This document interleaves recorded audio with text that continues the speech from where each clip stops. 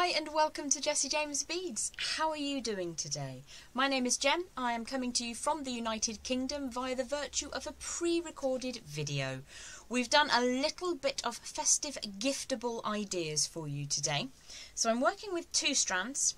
There's Hallmark Xmas, which has got the most beautiful crystal hearts, fabulous colourways, composite beads, really gorgeous. I'm going to show you that on the board in just a second. And I've also worked with Home Alone in advance to make a sample of a giftable item. Now these are things that you can make for your own tree, make for your wall. You could, if you wanted to wear them as jewellery, wear them as jewellery. But I hope that you will enjoy this project with me, and I hope that you're having a lovely day no matter what it is you've been up to. We've got a bit of beautiful sunshine today here in Blighty, which is good news because it's been pretty grim all week. Let's head down to the board and look at those strands. So today we are going to work with Hallmark Xmas, and I'm just going to show you along that strand. It is an absolute stunner. You've got classical colourways of faux pearl, beautiful, almost an aqua, but a completely opaque bead. You've got the gorgeous sky blue, almost topaz colourway there. Beautiful heart facets. I adore those. They are stunning. You've got some dinky little beads in there as well, which are always useful. These composite beads, or boho beads, I don't know how they are known, are absolutely stunning. You've got like a mirrored opalescence on some of these pieces. Gigantically huge rhinestone spacers. Have a look at this baby. It's a stunner. Gorgeous festive colours, but a beautiful bead that will work at any time of the year. Beautiful red flowers. I really love that one. It's the first time I'm taking a really close look at it. Another giant spacer, completely different styling. Another one of those composite beads. And then you're mirrored all the way back to the other end. That's Hallmark Xmas, and we're going to be working with the beads from this strand today. I did in advance work on a piece with the Home Alone strand. Now there are two of my absolute favourite Jessie James beads on this strand. Beads, you know what I mean. So this is an iridescent coating, an AB coating, and you can see so many different colours. The facet work on these are absolutely gorgeous. You've got steps and triangles, kite shapes, gorgeous beads. I love these ones as well. Just giant with an almost a champagne topaz colour over the surface. Really good drill apertures as well. So there's loads left from my project that I worked up with this strand. But this is what I created with the piece, and this is the two techniques that we're going to learn today. It's a festive wreath, so you can obviously hang that on your door if you really want to, but I think that they are beautiful gifts that you can spread out. One strand will make so many pieces, but you can also share the love with your fellows. So we're going to learn two key aspects for this technique today. We're going to make the wreath, and we're going to make the bow to hang from it as well. So I made an alternative in a copper coloured wire, and then added a silver bow to this piece. Now this is a slightly lighter wire I've worked with here in the 20 gauge. It makes a slightly springier wreath, but it is much easier to work on your fingers. The silver coloured one I made using 18 gauge. And that is less springy, but just a little bit firmer on your fingertips. So if you struggle with grip strength, maybe try the the 20 gauge first and see how you get on. If you like the technique and you want to make other ones, then you can strengthen that up with a slightly heavier wire. So I'm just going to pop this little poppet up on one side and allow those bows to sit down. They are absolutely gorgeous beads on the Home Alone strand as well. I really like these ones. Really gorgeous. A little bit reminiscent of a very spectacular, a Turkish or a Moorish lamp, something like that. So we're going to also learn how to make the bow, but let's crack on and make ourselves a springy wreath. I'm going to work directly from my reel of wire, and I've got some copper wire. It's raw copper, so it's super soft, which is a bonus with a design like this. So you could work in the 18 gauge or the 20 gauge, whichever you prefer. Now you can use a rod or dowel if you prefer. I'm going to be using my 2-step bail makers for this. So this is a 6mm rod, which we're going to work with. I'll just check. Yes, I have to write it on because I forget. So this is a 6 and a 4 pin. The 6mm aperture is a really good one to get a nice sized decoration. You can, let me just pop that down for a second. You can of course use your 6-step bail makers, and you can pick whichever size you want to, but because the 2-step have got a slightly longer pin, it's a little bit easier for people who are perhaps newer to working with wire. So we're going to unspool a reasonable length from the reel, but it does pay to leave that wire on the reel so that you don't cut too little. It does need to be one continuation of wire all the way around. So as I say, I've chosen to work with Home Alone to show you the design, and with Hallmark Xmas to add some beautiful festive colours to our giftable wreath designs. So I'm just going to smooth through the first couple of inches of wire, and I'm going to leave probably about 2 inches on the end, which we're just going to ignore. And what we're going to do is twist around until we get a beautiful rotation of wire. Now once you've got a couple of turns on that 6mm gap, what you can do, not 6mm gap, 6mm prong, is just turn the end away. And I've just pressed down with my thumb. It doesn't really matter if you lose a little bit of tightness on the end there, because what we want to do is create a spring. Now I'm pressing down with my non-dominant thumb to just make a nice long spring. If you have a gizmo machine with a very thick rod, this will speed up this part of the technique endlessly. However, if you don't, you can use something like a pencil or a wooden dowel. It's just having a tool to help you makes life slightly easier. Now, can you see how there are some gaps forming? Absolutely, 100% doesn't matter one little bit. We're not going to worry about that today. We're just going to keep on turning, keep on turning, keep on swimming. I think you know the film I'm talking about. That's one that I have seen. Oh, I did enjoy Home Alone. I think they're a great couple of films. Really, really good fun. But I'm not sure that I've ever seen a Hallmark Christmas movie. So you'll have to give me your recommendations in the comments. We are on a pre-record today with Jessie James Beads. And I'm Jem, coming to you from the United Kingdom. I specialise in working with wire. And I'm just chatting to you now whilst we're just getting a nice, long section of springy bits. What I will endeavour to do is check back on the video comments after the video has been shared and see if you have any questions, which I will respond to via comments. As I said, we've gone for a pre-record today so that can be sent out at a time that is suitable for you beautiful people. So I'm going to just keep on going until I've got probably about 2 inches of spring. What I'm doing is I'm just unspooling a little extra wire, so just unspooling about 18 inches at a time, just to make my life slightly easier. Now, as I mentioned before, you can use a pencil or a piece of wooden doweling, anything that's got a nice, even, cylindrical form to it. It does need to be good and firm. Now, because of the way I'm working with this, it can be a little bit tiring on your wrists, hence having a gizmo is a great idea, but you will need to have a super thick rod to make a beautiful design like this come to life. So we've got just shy of 2 inches, and I think we'll probably stop there because you might be getting a bit bored of this bit now. So it's longer than the rod that I've used that forms part of my 2-step bail making pliers. But what I would say, you can use the multi-step because you only need a couple of turns of space at a time. And you just, if I take this to the very, very end and just do a few more turns of wire, you can see that it's perfectly feasible to do this with quite a short amount of that cylindrical shape. So even if you wanted to use your round pliers and just shift the wire along and up and away, it's not quite as neat and tidy, but it is feasible. So we've got about 2 inches of that springy coil now, and what I'm going to do is just cut a nice length, probably about 6 inches tail on the other end. Let's get that reel of wire out the way so I don't knock into it. So we've got a short tail on one end, that's about 2 inches. We've got about 2 inches of spring, and then I've got 5 or 6 inches of tail on the other end. I just clear the board slightly so I don't knock things flying. This is such a fun technique to work with. What we're going to do in essence is squish. And squishing isn't a very technical sounding thing, but it can be very satisfying. So I'm going to apply pressure with my forefinger of my dominant hand behind the spring and my thumb of my dominant hand in front of the spring. And I'm going to very, very subtly push the thumb down whilst elevating the finger. So there's just a very gentle squishing and twisting.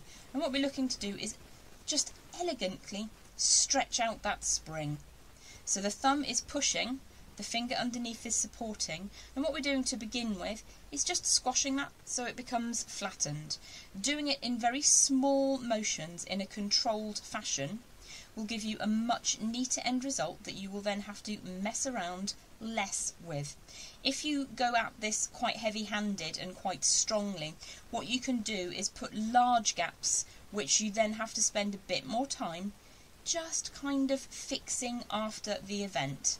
So you can, let's just do one on purpose.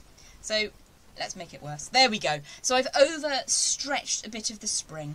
If you use a two-handed technique, you can just push that gently back together, but it's easier for you if you don't accidentally overextend. So we've kind of squashed that a little bit flatter. Doesn't look very nice at the moment, but it should look better in a minute. And what we're going to do is just gently and slowly ease those loops so that they open up just a little bit further. So it just looks like a doodled squiggle. Many of you are probably of a similar age to myself, and when we were sat on the phone back in the day before smartphones, when we could also be, I don't know, checking our bank balance or watching a Netflix show or something like that, back in the day you had a notepad by the phone and you'd doodle. You just doodle with your pen whilst you were chatting to people, just to keep your fingers occupied. And this is what this spring getting squished down reminds me of. It makes me think of doodling with wire, and I quite enjoy doodling with wire. So what I'm doing here is I'm stretching out the spring just a little bit further. And it helps if you just go slowly. Don't try to get everything done all at once. You can pull the spring apart if you prefer. But what can happen, depending on how hard your wire is it will gap a little bit more in one position than it will in the other. So it speeds the process up slightly to just open the wires out like so, and then press them flat again. But it does mean that you then have to spend a little bit more time making everything even. So you've got a slightly faster way, which you then have to retrospectively fix a little bit, or you've got a very slow and mindful way of just opening each of those squiggles out ever so slightly. So I'm just going to draw that along and open all of those spring coils just a little bit at a time until I get the kind of idea that I'm looking for. Now what you will find is generally we tend to apply more pressure with our thumbs than our fingers. Our thumbs tend to be a powerhouse. They're a bit stronger. Mine have arthritis in anyway, so just take your time and don't hurt yourself. But what you'll find is that one side has got a connecting loop, so you can see everything's connected on this side, and then the other side looks a little bit more open. Can you see that?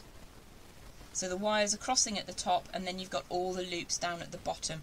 I like to have that side go around the outside. So what I'm going to start doing now is gently but firmly suggest to your spring that you've squished, your squishy spring, that you'd quite like it to start moving in a round form.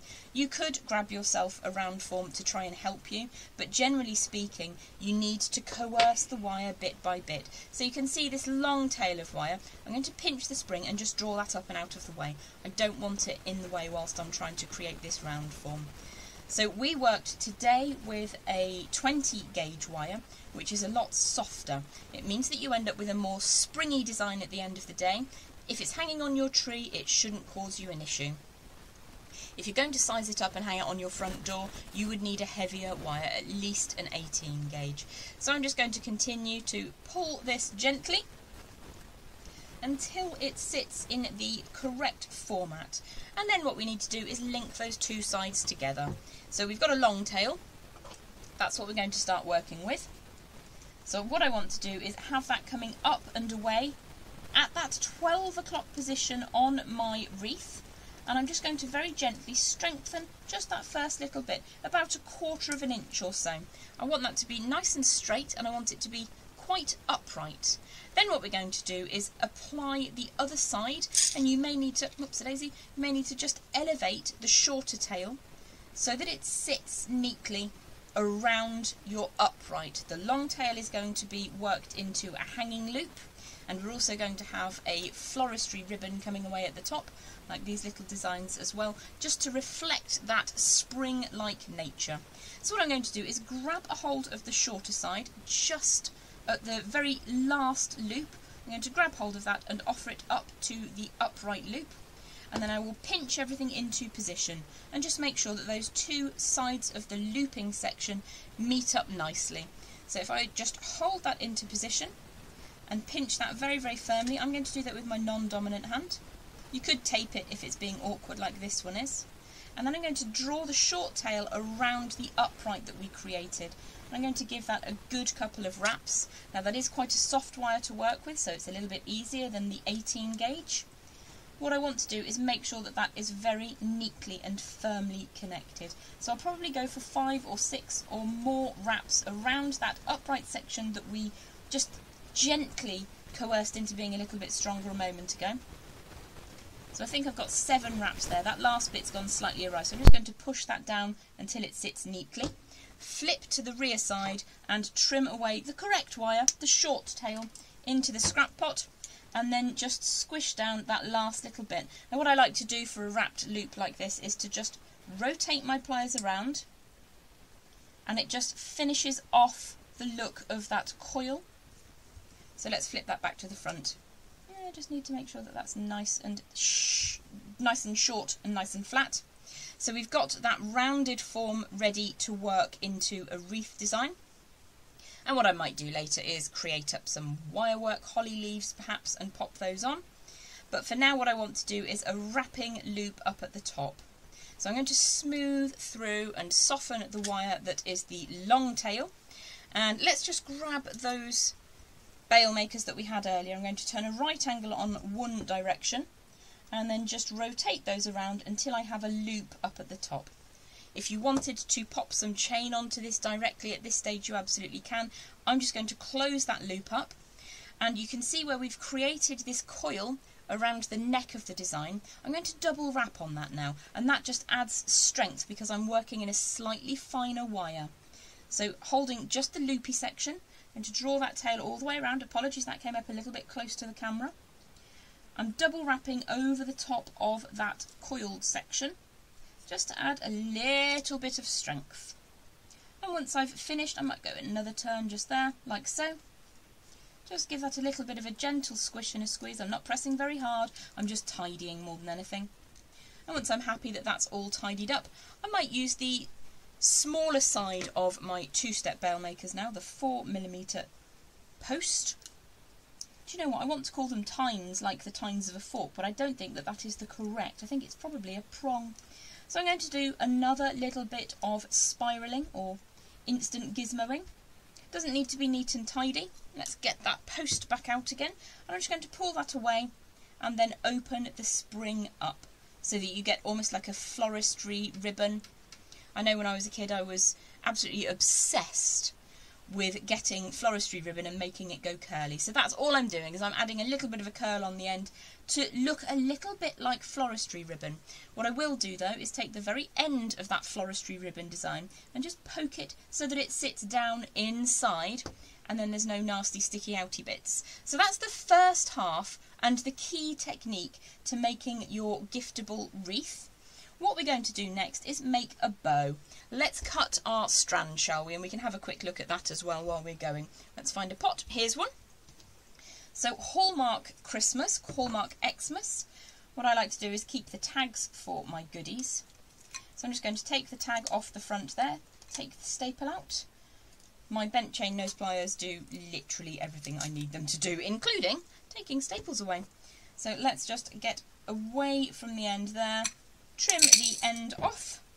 Some, if not all of them, didn't go on the floor, so hurrah. And let's just slide that down. So what a beautiful strand. I actually think I'm going to make with one of these and then one of the blue ones. With the silver coloured piece that I used for the Home Alone strand, I went for symmetry. which you absolutely can do. And then I had a spare one which I hung on the slightly more simplified copper looking wreath. So you can add as few or as many, but these strands are utterly, utterly gorgeous. The colour combination of the red and the blue there is absolutely divine. So let's go for the boutique-y boho, absolutely gorgeous bead, and find ourselves some more wire. Now for my bows, I elected to use a slightly heavier wire because they have a slightly stronger necessity. So let me just find some 18 gauge, and I'm going to unspool probably about 14 inches, 12 to 14 inches, and in that way I know that I've got more than I need and I won't get caught short. So the first thing that I'm going to do, as ever, is warm that wire through. What I might do is just move these up ever so slightly. Where did that tag go? There we are. So we've got Hallmark Xmas and Home Alone that we're working with. I'm just going to clear the board slightly so I've got a little more room to play with. Let's pop you up and in the corner. Here we go. So 14 inches of 18 gauge wire.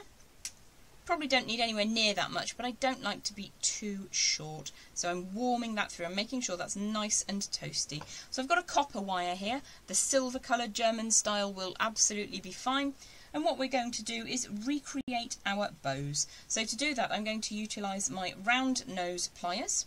Pop them approximately in the middle. You could, if you wanted to, use a ruler. And I'm just going to start off by crossing a loop in the top. So I'm going to turn those pliers around until I get a nice loop. Let's just get that into the correct orientation so you can see. I've got a loop in the centre of that wire. And then I've got approximately equal lengths of wire on either side. If it goes slightly squiffy, you can say to it, I do not want you to look like that, I want you to look like this. Give it a bit of coercion. And you'll notice that either side my wires are elevated, and that's because I want a nice chubby bow up at the top of this design. So what we're going to do is warm the wire through again. Now, why don't we grab those two-step bail makers again, that'll be nice, and just rotate. I'm going to turn the loop so that it's facing at 90 degrees to the table. And once I've created this nice chubby bow effect, I'll turn it back so you can have a look at what we're looking to do. So that again is the 6mm side of the design. So you can see that I've come away, made a nice loop, and then drawn the wire back to the centre. I'm then going to grab with my chain nose pliers just to the right of dead centre and bring that wire sharply down. So you can see that the curvature takes place just beneath that lovely loop shape that we made in the centre.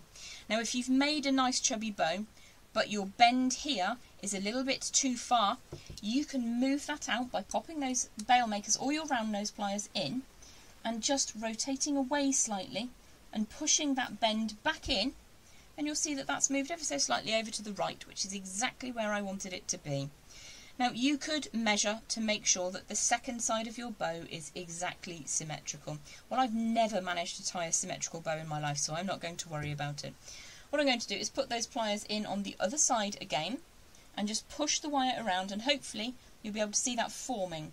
Now that looks a little bit large, so I'm just going to rotate those around until it sits where I think will be a symmetrical bow. And again, I want to put my bent chain nose pliers or your chain nose pliers just to the right of centre and draw sharply down and away, like so, until you can see whether or not you're happy with the symmetry. So I think that's probably not incredibly symmetrical, but you know what, I'm not going to cry over it. The reason we've got quite sharp bends here is just to ensure that we can see if we're symmetrical or not. What we're going to do now is cross these two wires over. Now I'm not going to tie a knot in wire because it's a little bit tricky, especially in a heavier gauge like this one. So what I'm going to do now is just grip the bow and draw one underneath the other, grip the left side of the bow and draw the wire over like so. So they're crossing over now, and they're just crossing over at that centre point. If you're worried about there being any kinks, you can just edit that with your pliers to make it sit exactly how you want to. If you decide that actually you need to lose some of the shape on one side, this side looks to be a little bit larger, I'm going to pop that plier tip in and just rotate it around so that I move that just ever so slightly over, and you'll see it's just a little bit more symmetrical. It's not completely perfect, but you know what? Not going to worry about it. And what I want to do now is to bring these tails just down to the centre. I'm pressing very firmly with my non-dominant hand just to preserve that crossover point in the centre. And then we're going to trim away to probably around about 1.5 inches. And I'd quite like these to be of a similar length. I'm going to use those sections in a second, so we won't ever dispose of them. And then I'm going to use my round pliers to generate a nice open coil to represent the bottom of that bow ribbon just curling away and being all decorative and lovely. I'm not very good with fabric, if I'm honest. I can sew a button back on and fix things, but creating with fabric is a bit scary for me. Never made my own clothes. I did, when I was much younger, adapt clothes. I'd take two things and smash them together. So what I'm doing here is just coiling that wire around to make a representation of the tail of a bow. So let's grab the other side and start rotating that around with those round nose pliers. What I would quite like is for the tip of that wire, the cut end, to touch the curling section. And in that way it's less likely to catch on the rest of your decorations. And we're just going to very, very gently and slowly coerce that to be the other side of the bow. Now if you want, you can have completely different sizes on those two bows. I know it's quite nice to have one swirling away and one coming down much further, so you can play around with that design to your heart's content. So let's make it connect to our copper coloured wreath that we've already made. I'm just going to make 2 simple loops and pop some beads onto this as a hanger. What I do want to do though is just trim those end sections to make sure that they're neat and tidy and I don't have any sharp sections that might hurt me or might catch on things. So we've got a nice little bit of waste wire, as it were. So this is from the scrap pot. It's only about 2 inches in length, probably not even that. What I'm going to do now is show you the world's quickest way to generate an easy or single open loop, a simple loop. I'm going to use the box joint of my round nose pliers. I'm going to pop the wire into that box joint and turn an angle. So I'm cheating. I'm using my box joint of my round nose pliers as chain nose pliers. It's cheaty, I know, but it makes this so much faster. You've got one pair of pliers in your hand. So once I've got this angle on the end, and that is probably about, gosh, I don't know it in inches, it's just less than ½ an inch, and I'm going to rotate that around to create a round form. And again, what I want to happen is for that cut end to touch where we made that angle in the box joint a second ago. So I'm just going to flatten that down really quickly. And that's the fastest way that you can make an open and closable loop. So what we're going to do is pop the bead onto the centre of the wire now and recreate that in the opposite direction. I don't want to push it too tightly because I want to preserve the safety and sanctity of my bead. So I'm going to push the pliers against that bead and then push the wire away. So the bead will move around a little bit, but it will also remain nice and secure. If you want that to be a slightly tighter angle, you can play with it until it sits exactly how you desire.